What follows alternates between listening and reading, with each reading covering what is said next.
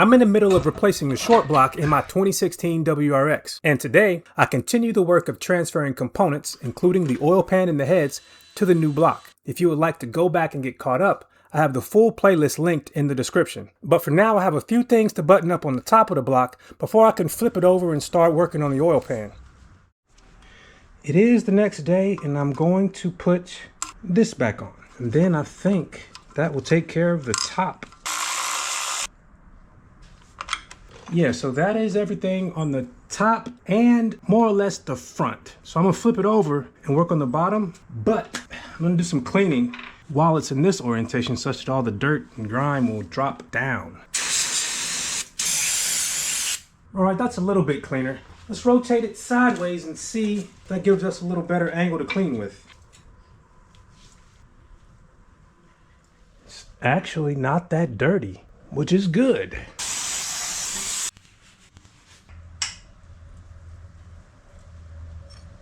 But it looks like this whole lower part of the engine can come off together. And since the oil pan isn't leaking, I'm tempted not to even break this seal. Worst case, if I get everything back together and this leaking oil pan is easy to access under the car. But it does look like the mounts are on top of it. So I'm gonna take off the mounts.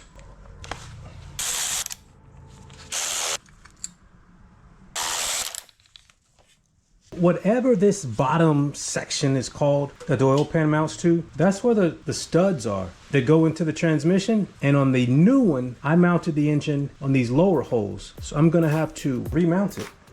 This is gonna be something that is good to remember if I ever work on another FA engine.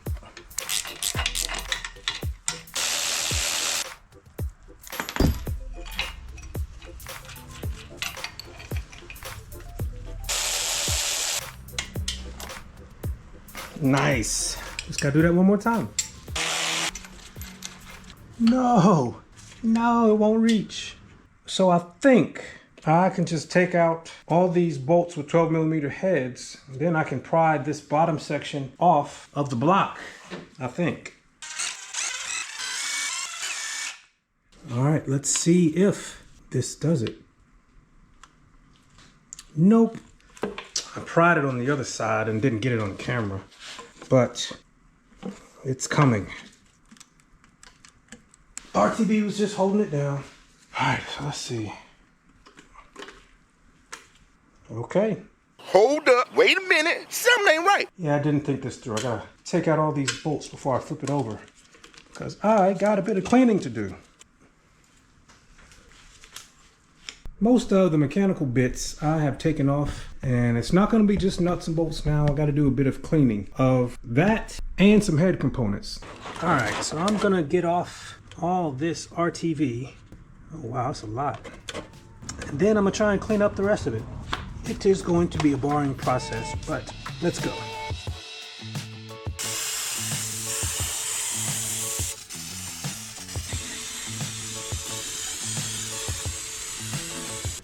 Not really clean, but clean enough for me to see where the RTV starts and the metal ends. It was just too dirty before.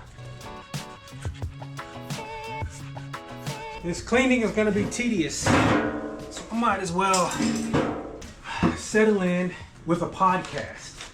So I finally got the surface that seals to the other side of the block clean, and it didn't take as long as I thought. Maybe it's because of experience, or maybe it was the podcast I was listening to. But now I'm going to spend some time looking up exactly where to lay the bead and how to fasten it, if there's a torque order and how much to torque down the bolts. Here we go, engine assembly. So I am about to tackle reattaching the oil pan upper to the block, but the oil pan is still attached to it. So I'm going to put these new O-rings on before I forget. And then the most nerve-wracking part of trying to lay a good RTV bead. This is my first time stepping up to the big boy tube. Ooh. So I'm gonna shoot a little bit out before I get going. All right, here goes nothing.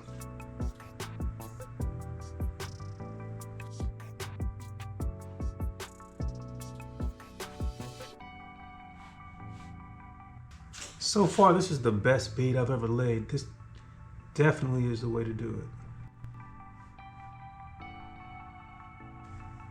Just making sure that anywhere where where the bead gets narrow, I reinforce it just a little. Oh, then this little circle right here. All right, here goes nothing.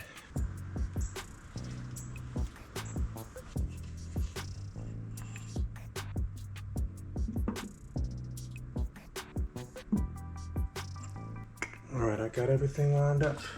Just gotta try and knock it down on the dowels. This is one of the few times where I could stand directly above it and make sure everything's lined up. It looks like everything is, and it's a tight fit on the dowels. So I'm gonna use the bolts to pull it down. On second thought, the bolts might disturb the RTV. So I'm gonna see if I can just, there we go. There we go. Now I can put the bolts on. And these bolts did have a bit of RTV from the last application, so I spent some time cleaning them off. Now I'm just snugging them down.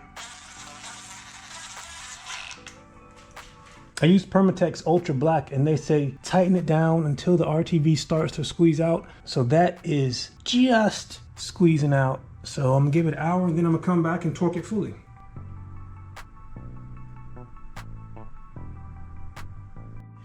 It has been about an hour, so now I'm gonna torque it to 18 Newton meters, or 13 or 14, it says 13.3 foot-pounds. So I'm gonna do it in the order prescribed. Here we go. All right, they said if any was squeezed out onto the side where the timing cover was, take it off. So I'm going to take it off. I don't know if this is a surface, but it is a little bit. All right, and the motor mounts can go back on now.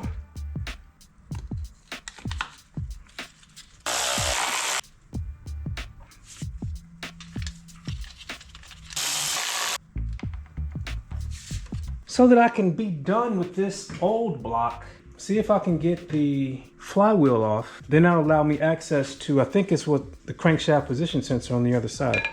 Ooh, that's kind of tight. How tight are these on?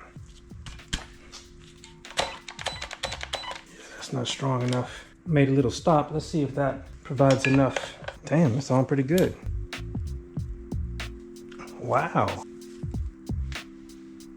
All right, there we go. All right. Looks like there was some sort of a thread locker on there. Let me take off the rest of them. There's the last one. I dropped a flywheel on my finger one time. Some of the sharpest, quickest pain I've ever experienced. Ooh, and this one's heavy too. All right, this comes off. Okay, and it's keyed. Nice.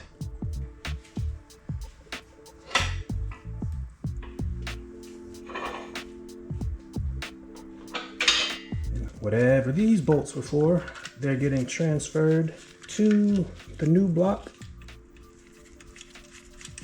I'm gonna take that off, put it on the new one, but I'm gonna clean it first.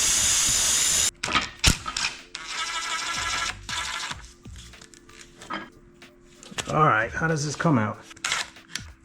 Let me take off the sensor so I don't damage it. Ah, there we go, a thinner one.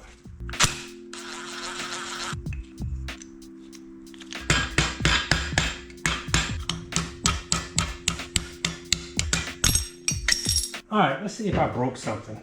No, it was just fine. It's just there's one dowel on the bracket for the sensor and one that lives on the block. Let's see if the other one's like that. No, the other one isn't like it, so I need to get the other dowel out. Little WD. Hope it helps.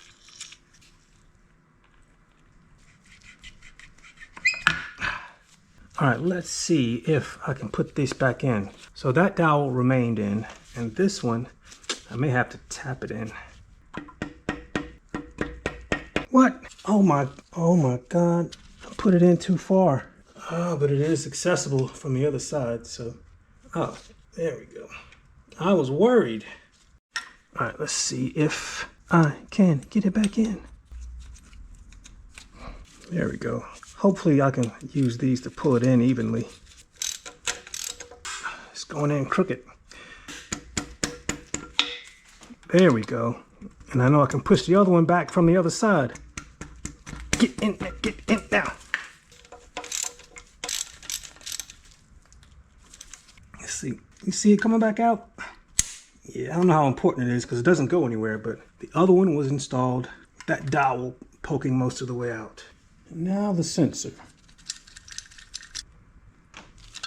And with that, I think I'm officially done with the old block. Who knows? I may do something interesting with it. I took a break and went to get this thing. And after I clean the heads, I'm definitely gonna reevaluate and see if I'll be done for the day. But this thing is good at cleaning the heads and making them look almost brand new without damaging it. Thankfully, cleaning the heads did not take too long. But after that, it was time to install the head gasket and reattach the heads to the block. So, I've installed a bunch of head gaskets, but this is the first time where the manual calls for putting RTV on the head gasket. That's what the picture says, and it's not entirely clear to me as to what they want. But the best I can tell is they want it right here and right there on both sides of the head gasket. Still using the Ultra Black. I'm gonna put it right where they say. There, and the same thing over here. If you are a Subaru expert or Subaru tech and know why they want to do this, let me know. I looked at the picture and maybe they want a little more, go a little farther here. I didn't pull out my big gun because it's only a small application. So I laid the head gasket down like that, and that's one spot, and I'm supposed to do it on both sides. I applied some on this side as well. It's not a pretty bead, but I'm certain, based on the manual, that that is enough. I just hope I have it placed in the right locations. Got the freshly cleaned head. I'm gonna try and drop it right on top.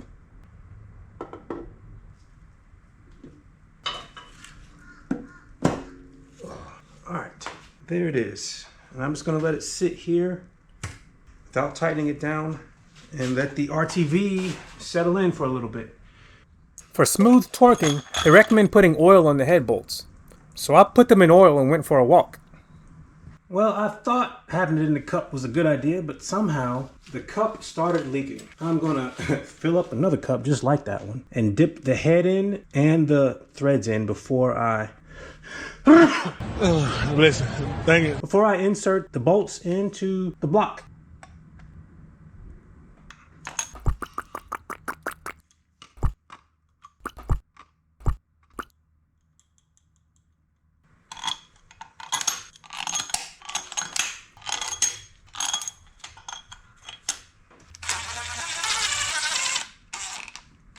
So now I'm gonna torque them to 15 foot-pounds in the order spec'd out in the manual. And now 74 foot-pounds in the same order.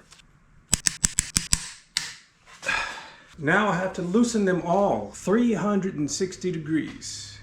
And it looks like the reverse order as before. So basically loosen it all the way.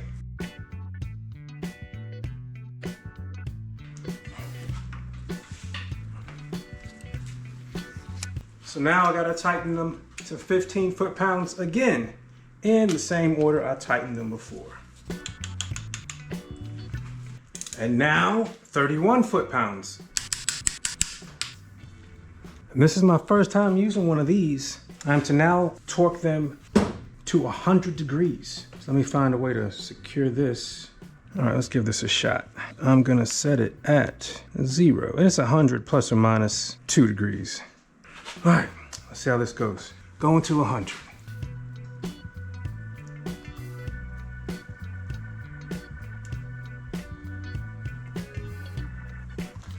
There we go. It actually is pretty cool. I'm just gonna do it again all the way around. So now the center two get another 100 degrees. And now the outsides get another 50 degrees.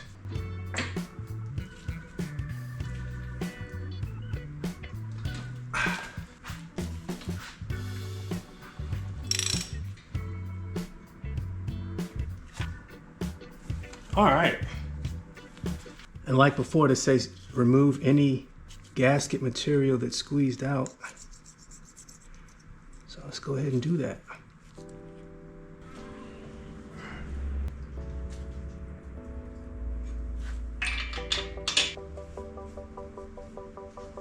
We're gonna do the same thing on this, but it has longer tabs. This side goes all the way to the turn, and this one goes all the way to that little lip there. So let's go ahead and do it. So I'm gonna lay it down and do the same thing on the top.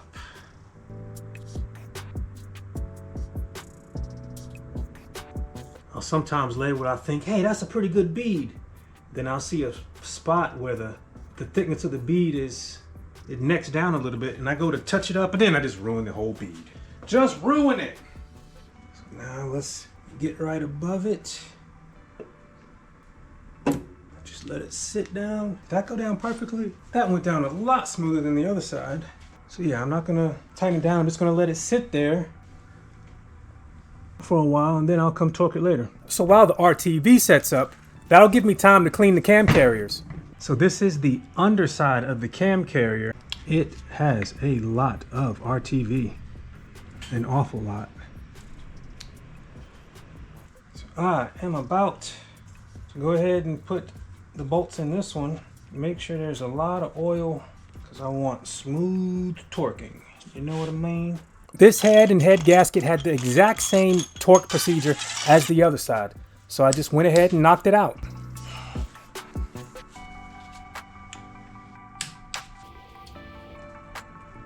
All right, wow, first time ever. So next time, I hope to get everything back together, and it would be really nice to get the engine back in the car. But if you'd like to follow along, hit subscribe. If you'd like to see how I got to this point, check out the playlist. Thanks for hanging out. Take care.